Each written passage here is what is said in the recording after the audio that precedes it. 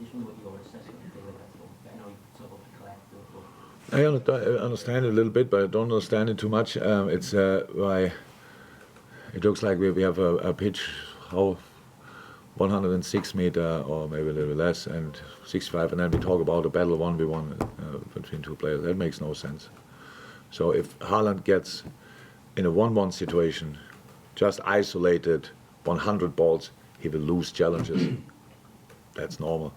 But if other players are in positions where they can bring him in the right position, and then it's more difficult to defend him. So there will be moments when a defender, maybe Virgil or whoever, is in a 1-1 situation with Erling Haaland. But this story I don't understand in modern football.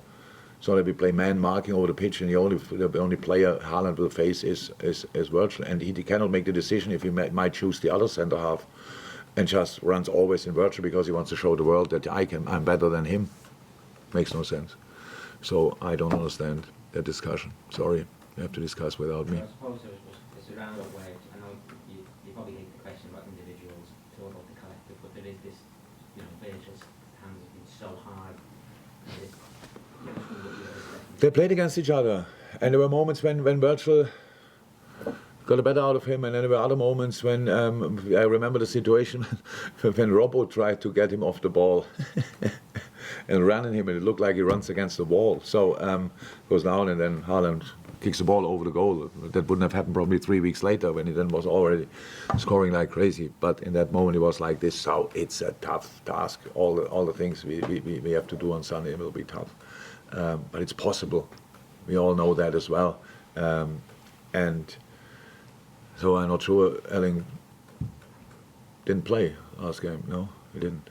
Yeah, so Pep mentioned something. Sorry? He travelled. Yeah, so we will see. He rested him. Or he couldn't. Who knows? So, yeah. I understand, but you need to have these discussions without me, because I don't understand him properly. That's probably more my problem than yours. Andy, you want to? Jürgen, given perhaps a striker's ego, if Darwin Nunez sees what Haaland's done this year, I know it's unfair to compare any player in the world to what Haaland's doing, but do you think it would increase his desire or motivation to show him on Sunday, make a statement on Sunday?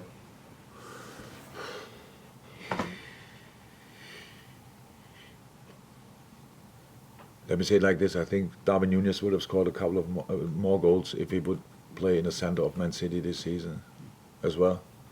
So he would be a really good striker for them as well, finishing the situations off. We have to improve our game to bring him more often in situations and all these kind of things. I don't know. I hope he's not in his process where he compares himself with Erling Haaland. But I think he makes really steps here. Because he could really see it in his face and everything. This goal was really important to him. So, like all the goals are important, obviously, but it looks like somebody closed it for you, can do what you want. The goalie brings a hand on it or foot on it, and everybody says, yeah, you have to finish it differently. But how I said, the goal of Bobby, Joey's pass, Bobby could put it in each corner, but he didn't. He just hit the ball and goes through the legs. So that's what the striker does sometimes as well. When it's running, then the ball goes through his legs. If it's not running, you hit the foot of the goalie and the ball goes out. The first chance of Mo, last chip from Thiago in behind, and Mo doesn't hit the ball properly. If he hits a little bit better, the ball rolls already in the goal. So you need these moments. Keep going and don't compare. But I hope he's not doing that and doesn't think about that. I don't see that. We are in our situation, and we want to sort our situation, and yeah, that's all we are concerned about, to be honest. Apologise. Yeah, you said when you signed your new contract in April that you knew City would not stop developing. That's obvious. Yeah. So, what do Liverpool need to do to keep pace? Oh, you don't like the answer. You will not like the answer about that, and you won't have the answer already. So nobody can compete with City in that. Yeah. You have the best team in the world, and you put in the best striker on the market. No matter what it costs. No matter what it costs, you just do it. I know, City, they will not like it, nobody will like it. You ask the question, but you know the answer. But what does Liverpool, we cannot act like them.